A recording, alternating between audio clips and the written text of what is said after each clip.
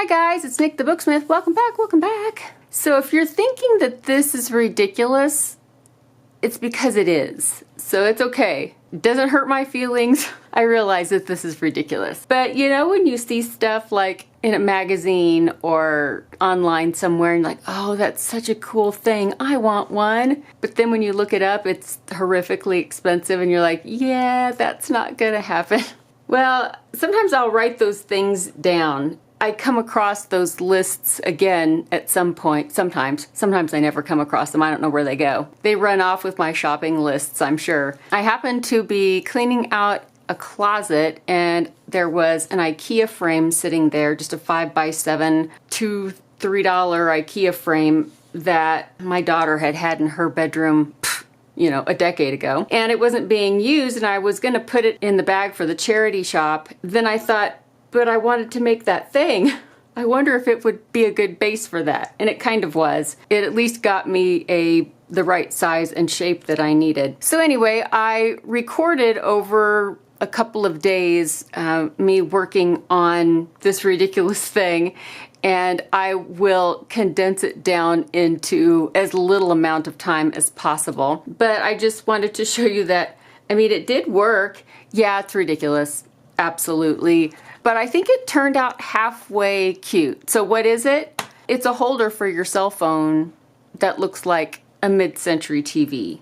At least I think it does. I was hoping that it would come across looking like an old TV with an antenna on top, you know, the old rabbit ears.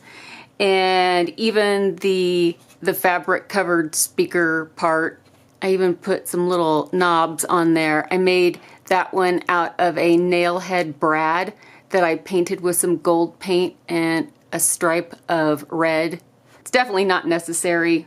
I just was going for, you know, authenticity's sake. And then on the back, I used some black, light to medium weight chipboard. It was from a photo album. And so I just added some labels on to the back that you might find on the back of an old TV. This isn't in the video, but I didn't want to glue the back down permanently. So I created this little pivot latch that kind of holds it closed, but you can turn that to the right or the left, and then it allows you to open up the back of the TV cabinet so that you could get in here if you wanted to.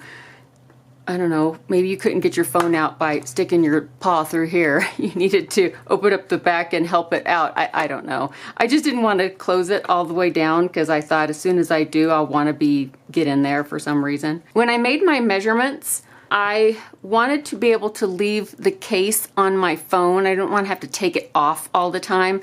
So that was the measurement that I used to be able to slide my phone into the side.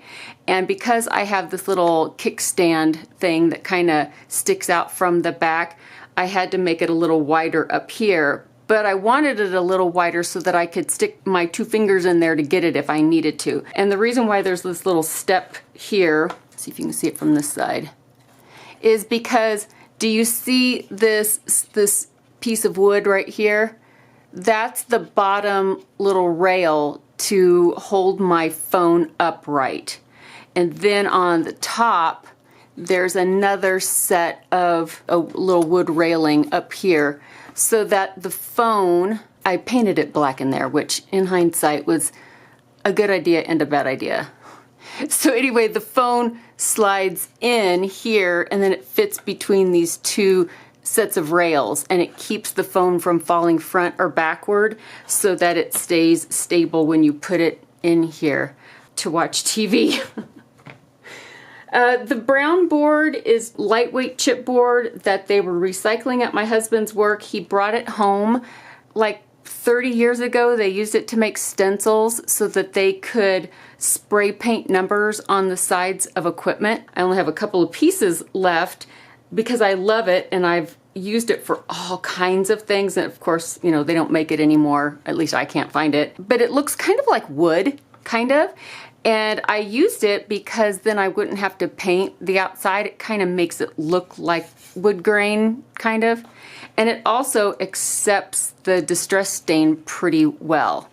And I wanted there to be like a two-tone color because I wanted the feet to be a little bit darker, the pedestal base to be a little bit darker so that it wasn't all monotone, all one color, kind of all blend together. I wanted there to be a little bit of difference there. But anyway, I realize how ridiculous this is, but it was something I wanted to do. It was kind of a fun project, and maybe if you have an IKEA frame or a box of some kind, I was even thinking an old cigar box. Like this one, I keep hinges, latches in it, but this might even be the perfect thing to make something like this out of. My husband, when he goes to Sam's Club, they have this little liquor store that's right next door. The guy sells cigars. I don't smoke and my husband doesn't smoke, but if you go in there, he sells the boxes because he'll sell cigars, you know, singles, but he sells the leftover boxes for just $1, $2, $3, depending on how big they are and whatever. You might have a cigar shop close to you, and I bet they sell cigar boxes. But anyway, I think a cigar box would also be awesome thing to start with. Like I said, the original frame was for a 5x7 picture, but I think it was actually 6x8, like the frame itself on the outside dimensions was 6x8. I just need something that was long enough to fit my particular phone inside of. This is a Galaxy S20, and it's not the little one and not the large one. It's right in the middle. Goldilocks right in the middle. It's the S20 Plus, I think. Needed something that would fit that. So anyway, I hope you enjoy the process. Like I said, it's really ridiculous. But while I have you here, I'll show you some other stuff that I was working on. This is a little book I bound in black leather.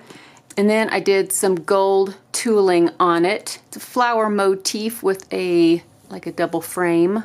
And then I put the same flowers on the spine between the bands, and then my initial on the back. But this little book was printed from a book that was published in, I think, 1901, and it's on bookbinding. Douglas Cockrell was one of the grandfathers of modern day bookbinding, and you can get reprints of it pretty easily just about anywhere, but the book itself is in public domain, so you can print it out if you want. So I was able to find this book, but I scaled it down so that it would be smaller. I don't know why. I guess because I didn't want to make a big old book. I wanted to make a little one. It's still over 300 pages, so it took a minute to get it all put together and sewn and bound inside. It's kind of adorable, and the words are perfectly large enough to read, so it's still a good reference work to have. I just didn't want anything big. I was thinking about making myself a set of reference books for bookbinding and paper marbling and that kind of thing, but have them all in this size and have them in different colors of leather, all gold tooled, but I don't know if they'll all be the same tooling or not. I don't have very many finishing tools. I only have these. I am grateful to have what I do have. But I have my initials, so there's an N and a B, so Nick the Booksmith. And then I've got, that's the little flower, that's the flower I used. And then on the corners, there's like a little, I don't even know what it's called, it's a little fleur-de-lis type something. Don't exactly know what this is called. It's probably called something, but that's what I used on the corner. And even though this does have 2 lines, I didn't use this. It was a little too wide for what I wanted, so I just freehand drew those. And then I just have some little flourishes, just some little flourishes that can be used. I don't have their opposites, so I don't have like a left and a right facing one. This is all I have, so I will have to like reverse them instead, which is totally cool. It doesn't bother me. I got these from a lovely gentleman in the UK.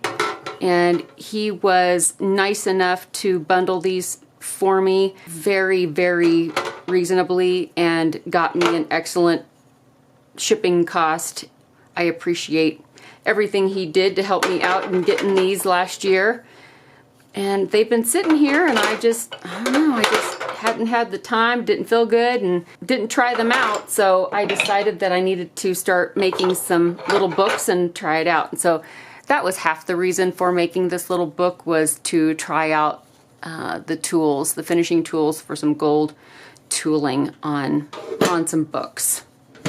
So I hope you think that's cute. I hope you like that. I think that's it for the moment. I missed you guys last week. I don't know what happened. The week got away from me, and well, I was working on the little TV. Life gets in the way, and I thought I would have it done, and I thought I would get it filmed for Friday, but it didn't happen. And then when the weekend comes, you might as well just forget it. It just doesn't, nothing works. Nothing comes together. Once Friday's over, then that's all she wrote till Monday. So anyway, I will let you go. I'll stop rambling, and I will let you go, and I will put in the little montage of building the ridiculous TV cabinet for the phone. So if you have an IKEA frame or a cigar box, your mileage may vary, but I bet you could make one too. All right, guys, I hope everybody is having a great day no matter where you are, and I will see you all really, really soon in the next video. Bye, guys.